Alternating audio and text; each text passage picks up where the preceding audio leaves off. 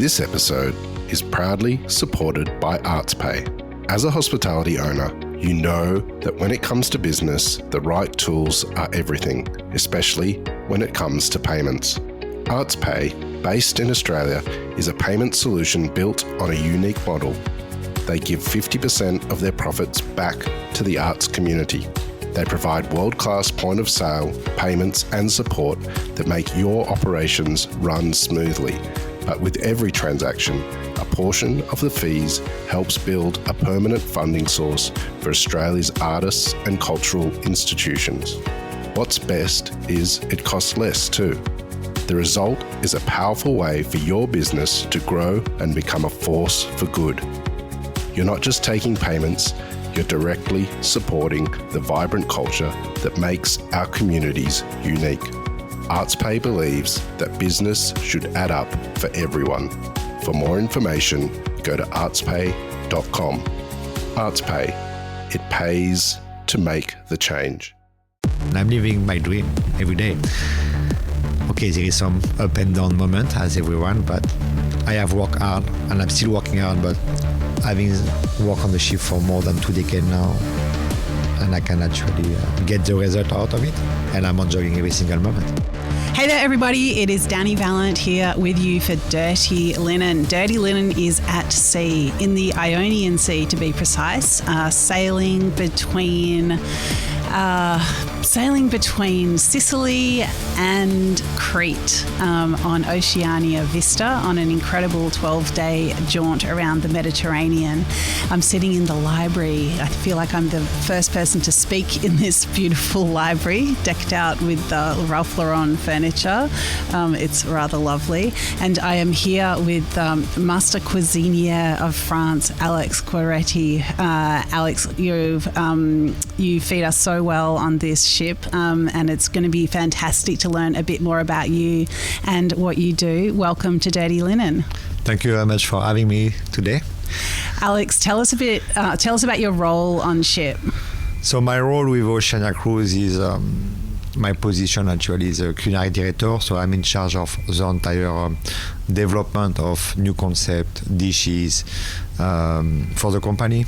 As well, beside that, as other task, I'm overviewing with my colleagues entire operation in Culinary, so visiting the ship often and supporting the team whenever is needed and looking to the art standard that are well respected and that we are delivering the right food to our customer.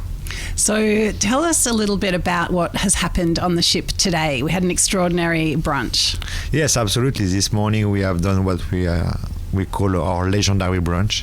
So we have a different selection of fresh seafood, caviar. We had some cheese from France, some different offering of hot food, cold food, and beauty food as well, pastry buffet. And what about the scale of it? Tell us how many people came through and what they ate. I think almost everyone, because we have 1,200 passengers this cruise, and we have stopped to count, and we are already over 900. And tell me about the team, because for some reason you seem very calm. You're serving, feeding a lot of people. It's quite complex. There's a number of outlets on board. Tell us about the team that helps you put it together. Yeah, actually, we have on Vista 140 chefs working every day to prepare the food. I look calm in a way, but we have actually a great team behind us, which are preparing the food on a daily basis, and we have as well additional corporate chefs this cruise to look at after the operation with me, and that actually everyone knows what to do. Everyone is focused on what we have to do, and that's why everything goes naturally without any stress or like it's supposed to be, You showed us through some of the galleys today, and you know, as you described, they're Michelin standard, they're quite spacious, very well equipped. But I guess serving people on the waters has different challenges, especially in terms of provisioning. Like, tell me about the thought that goes into it. So you're right. Actually, the ship is every day in movement. So we go from one port to another. and we are facing challenge according to the different area where we sell. But overall, we have trust supplier and a well organized logistic from your side, and we are able to have our product delivered on a weekly basis mostly. We pay a lot of attention, of course, to the quality of product that we are receiving, but this is done before it's coming on board, so we have time to time some trial of different product out of the ship, and that we can really pick and select what we want, and then we are basically sending this once it's approved with delivering to all different ingredients to our fleet. And I suppose all restaurants love to have loyal guests, people that come back again and again, but I think there's a particular loyalty among cruise ship passengers who really know what they want. They want to be surprised, but they also want certainty and consistency. Tell me how you deliver those experiences for those customers. I think some of the guests, I know them for more than 10, 15 years, because before being into the role, my actual role, I was before executive chef on board, I was in charge of one ship for many years. And you could see the guests coming back and keep coming back. And it's not only about the guests, it's the crew as well. I'm working with some of my colleagues for more than 20 years, and that's tell everything. So it's not only about the guests, it's our crew as well. When it comes to what makes the guests coming back with us is, I think the food and service that we are delivering with on a daily basis with a good consistency as well over the fleet. So. And that's what people feel like we are part of the family, and they feel like at home. So that's why they keep coming back all the time. I'd love to know what's brought you to life aboard ship. Like, take us all the way back, Alex. When did you first know that food was going to be important in your life? The food, this comes back to my very young age. When I was a few years, 6, 7 years old, I used to spend some time in the kitchen with my grandmother, doing some chocolate mousse or very simple things. And actually, just for the little information, I have actually introduced to Jack Restaurant my grandmother's chocolate recipe. That is now on the menu for some months, and even some other type of dishes that I have introduced. So this came at a very young age. It was not I didn't know at this time that I want to become a chef, but I like to eat. And I like to spend time with her in the kitchen, and that's where everything starts. And I was not so good at school at some point, but I found my way pretty fast to say, okay, what I'm going to do, I'm not going to become a doctor or physician or whatever, but I say, I would like to try that, and I think this is my right field. And when I moved to the hotel school, culinary school, then I was lucky enough to realize that I did the right choice. And if you want to know a bit more about, I want to bring us right up to date. How did you come to be here? So I grew up near Paris until 13 years old, and then my mother used to work as a secretary in the military, space, I might say. And then she had an opportunity to move to a small tiny island in Réunion, which is a small tiny island near Mauritius. So I moved there, and from there I spent up to my culinary school. And when I received my certificate as a chef, I moved back to Paris, and I worked for a few years in Paris. And I moved to Loire Valley in Tours, and this is where everything started. I started to work for a great chef, which become kind of mentor, I might say, and he really made me understand the feeling of cooking. And the passion was there, but really to understand about the feeling of cooking. And then I went back to Paris, and this is where basically I started to work in 3 Michelin star for Alain Passard, which was one of the best restaurants in the world. And with him, I have learned more about the association of ingredients, respecting the season. Obviously, we try to replicate as much as we can to operation today, but it's difficult with the areas and having ship all around the world. But from there, I met one chef who was on Silver Sea, one of the other cruise line, and they were doing some programs with Relais Chateau. And I was actually second in command with Alain Passard at this time, and he said, I have one chef coming from a cruise line, and please spend a couple of days with him and show him a bit of what we do and what is our philosophy of cooking. So I met the gentleman, and we spent a couple of days. I explained to him, show him what we were doing with Alain Passard. And then before he left, he said, by the way, I leave you a business card. One day you are interested to come to work on the cruise line, call me. So took me a few months. Then I left Alain Passard and I moved to another restaurant in near Vienne, near Lyon, in Vienne, called La Pyramide. So it was a 2 Michelin star, and I've done almost a year there. And I said, it's not what I want. I want to move out of France and I want to do something else. So I was with my child wife at this time, and I said, okay, let me call this gentleman, That was back in 2002. So I called the gentleman, and he said, it was right after 9/11. The cruise industry was not so good. I mean, not that bad, but he told me, listen, right now I don't have really an opening for the cruise line, but I have a restaurant in London if you want to come for 1.5 years, and then you learn a bit the English, and then you can come on, I bring you to the cruise line. And that gentleman actually was Silver Sea, and they opened Oceania Cruise in 2003. So he moved from Silver Sea to open Oceania Cruise.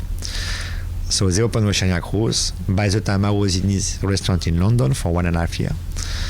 And then after 1 year when they opened, he said, we have an opportunity if you want to join. And this is how I joined Oceania Cruise in 2004 as a Toscana chef. So I was in charge of the Italian cuisine. Say, you have Italian name, you French, but you have Italian name, come in. Of course, I have some feeling about pasta because my grandfather is Italian, so I have an idea about cooking pasta and the flavor of the Italian cuisine. And then it was in 2004, I make my way up to executive chef on the R-class ship, the smaller ship. At that time was not the big ship as we have now. Was only when I started was only 2 ships, was Regatta and Encina actually. And in 2007 I become chef, executive chef.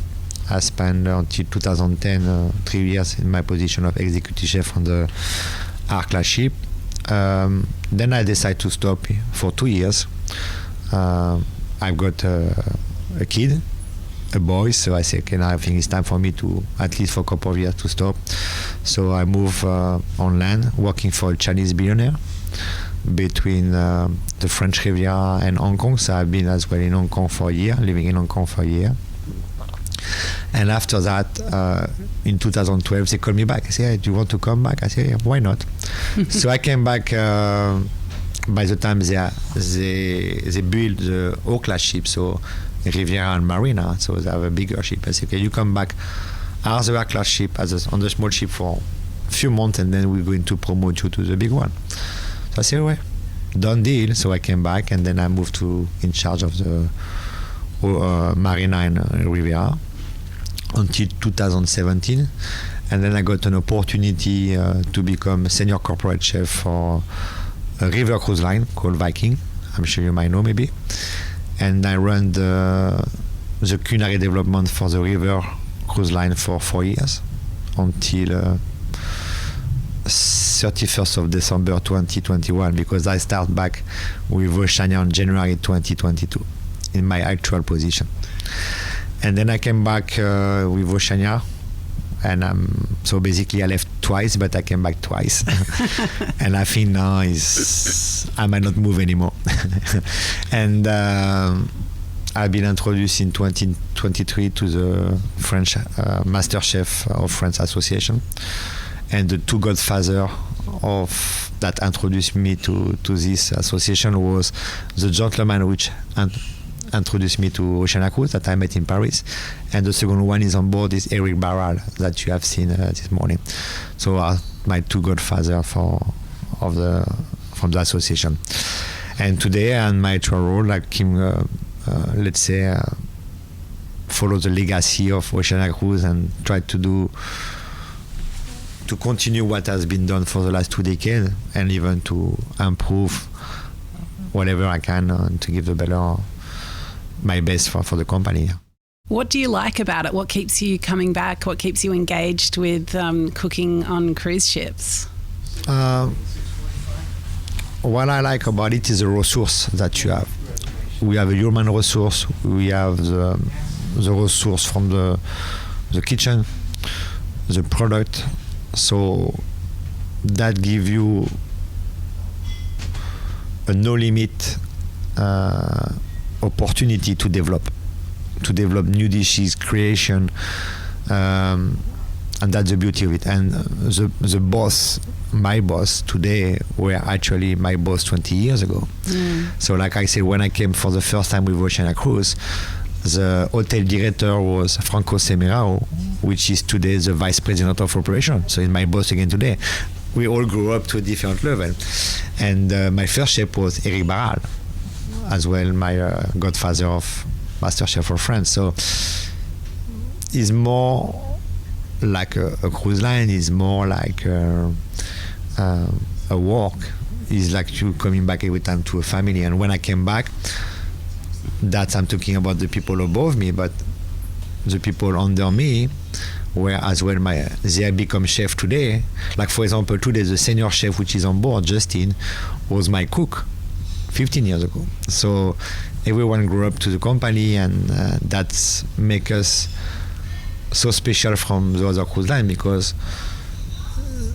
those years that we have spent together create really a complicity and create something that you cannot have anywhere else. So we have developed an atmosphere, a good work atmosphere, which is, I think, super important to be able to work in a good environment. And by fact, if you are good to what you do at your work, you can really perform well. And that's, I think, the key of it. It's interesting that you mentioned the resources first, because I'm sure you hear from your colleagues in restaurants that, things can get a little bit tough and tight, and, they have to spend less. But here at Jacques, for example, we have tableside filleting of Dover sole with exquisite skills. We have, tableside mixing of the steak tartare.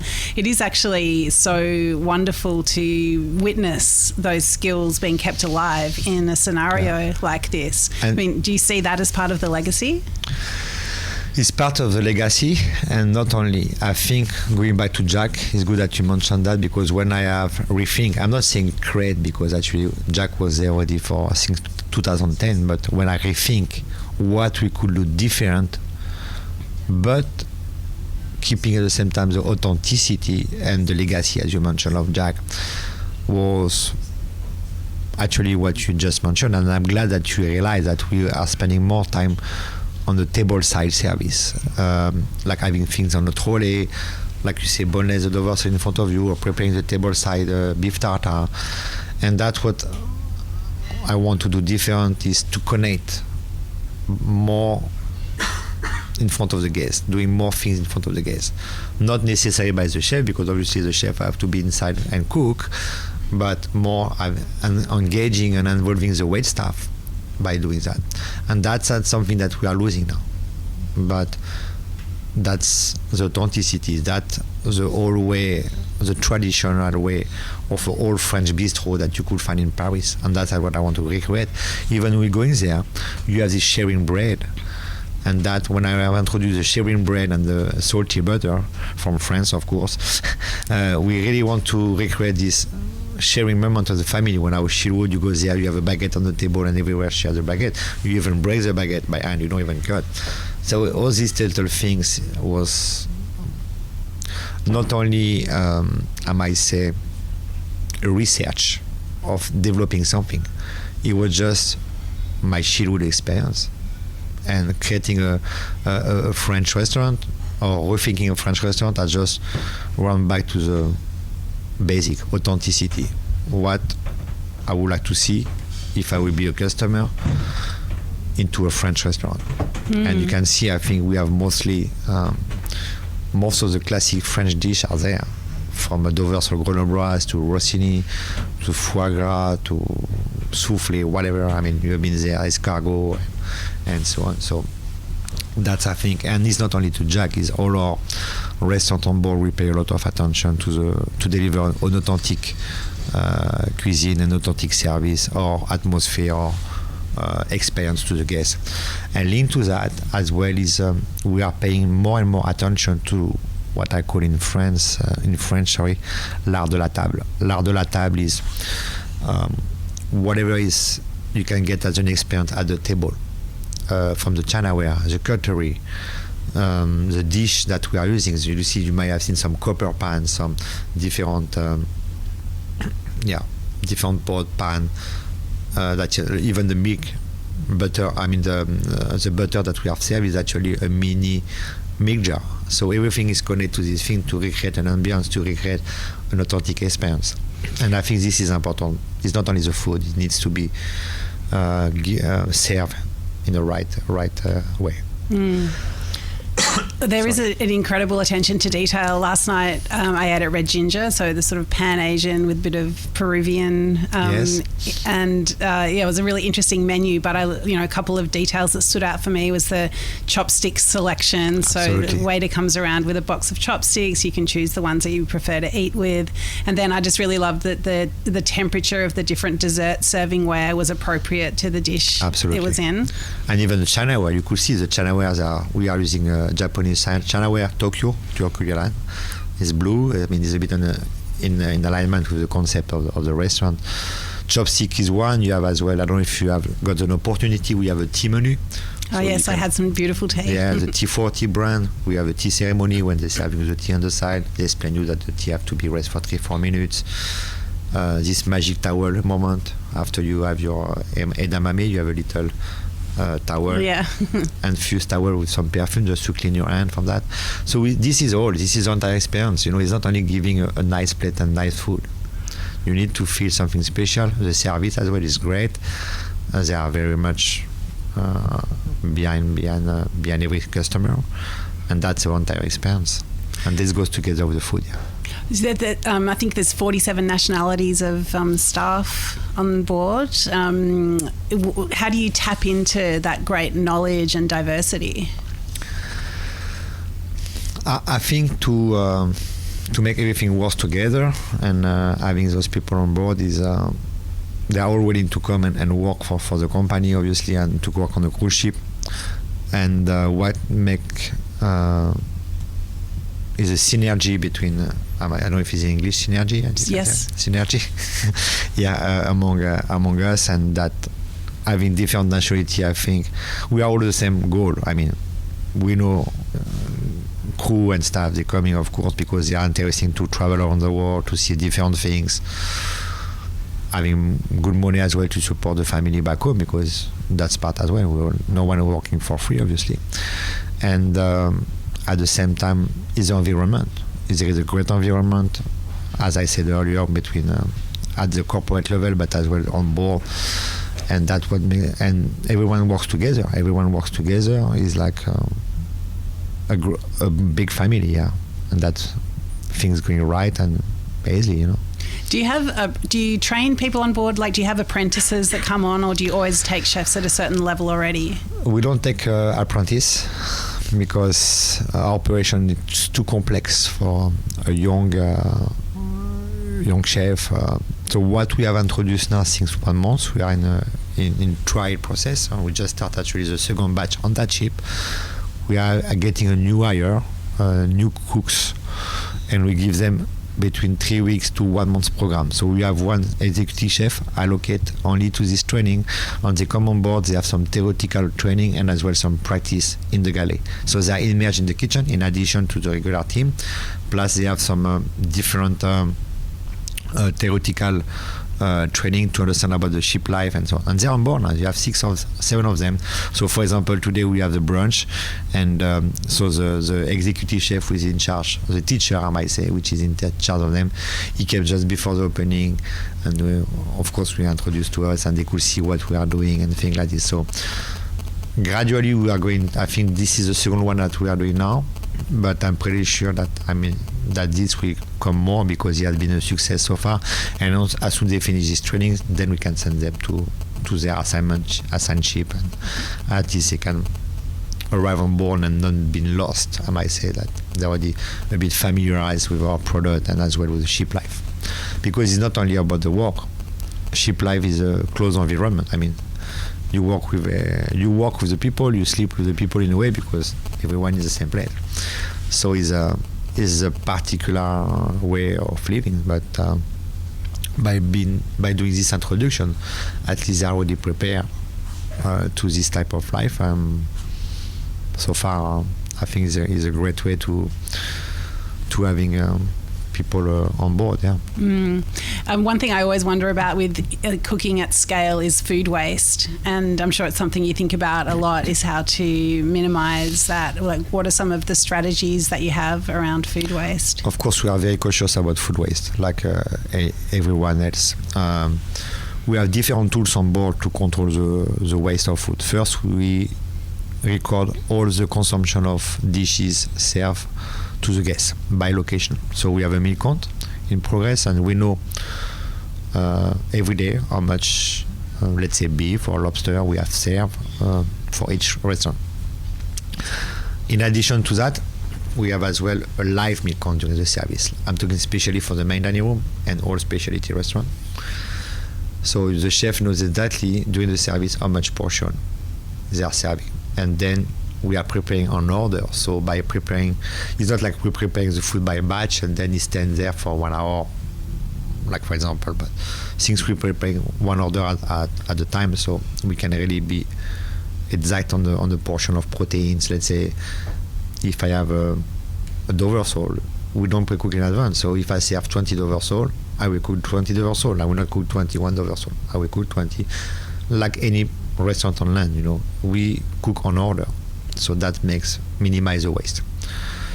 To be honest with you, yes, we do have some waste at the buffet, for example, but like any buffet anywhere in the world, we have whatever is displayed outside or to our guests. Obviously, we don't want to take any risk to reuse those products and contaminate our guests with food poisoning and so on. Since food is out of temperature for even an hour, we don't take a risk. So we do not serve this food again for the guests. Whatever is kept under temperature control, let's say we're controlling the temperature. I explain myself, if you have a roast beef and it's not used and been in the oven, so we just cool down fast, and then we can use, like you will do at home the next day, to make a roast beef sandwich, or for the staff as well.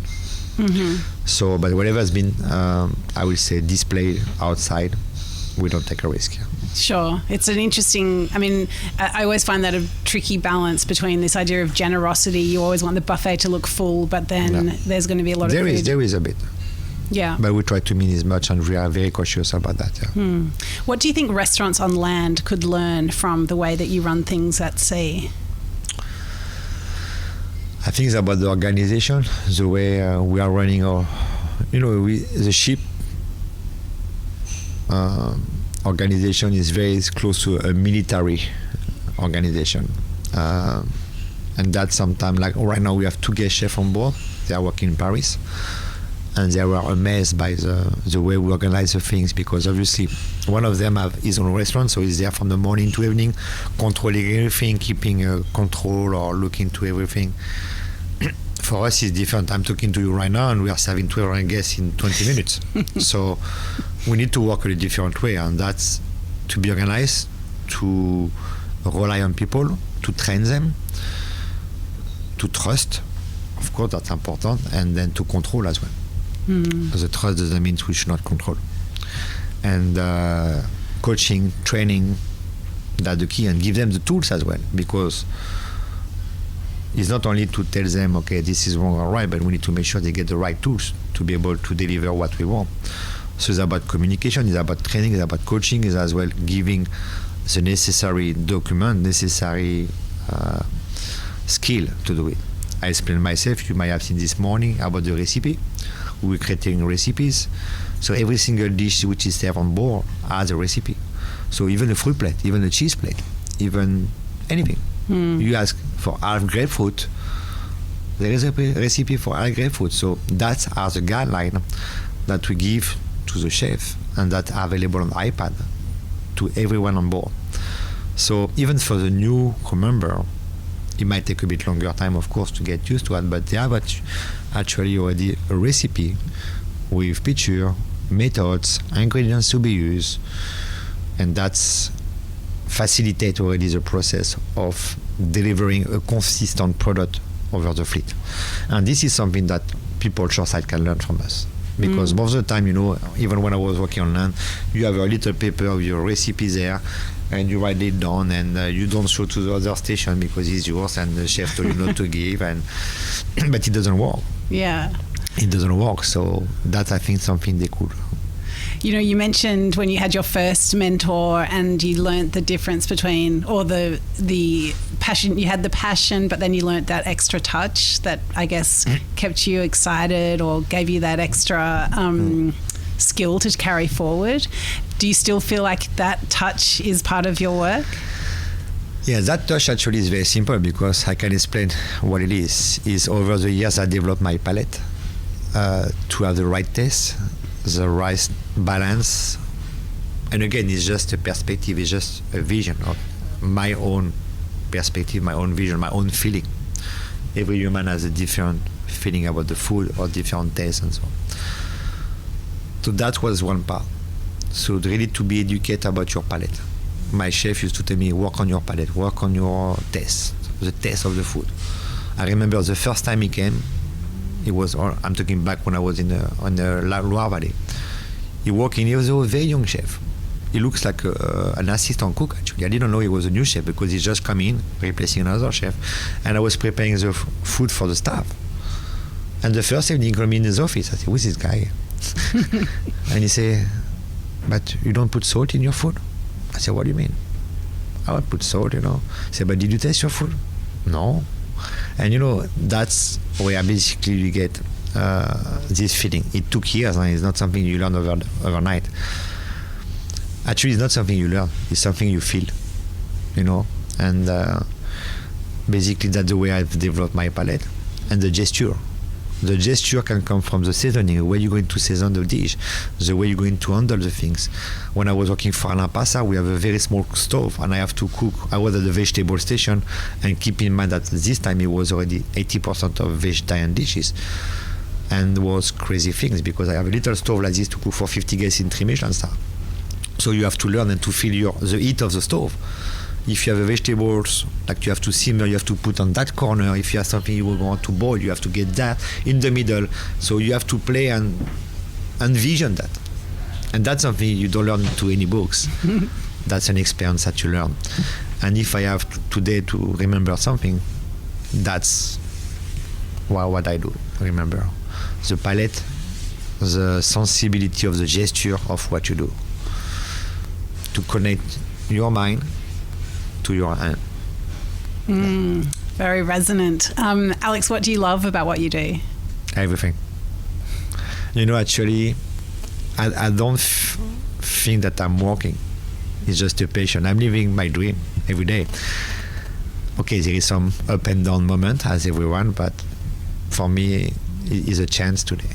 And I think I have worked hard, and I'm still working hard, but having worked on the ship for more than 2 decades now, and I can actually get the result out of it, and I'm enjoying every single moment. Wonderful. Thank you so much for sharing with us today. Thank you very much for having me.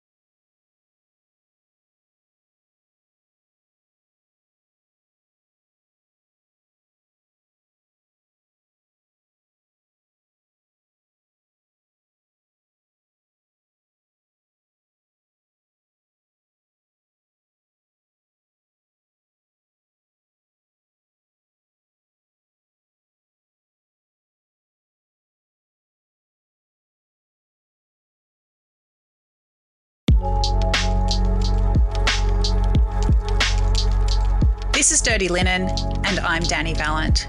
We air the issues that the hospitality industry finds hard to talk about, hearing from different people with unique perspectives. We want to hear from you as well. If you have something that needs to be said about a topic, get in touch so we can include your perspective. Contact us at dirtylinen@deepintheweeds.com.au or hit us up on Insta at Dirty Linen Podcast. We can't wait to hear from you. This is a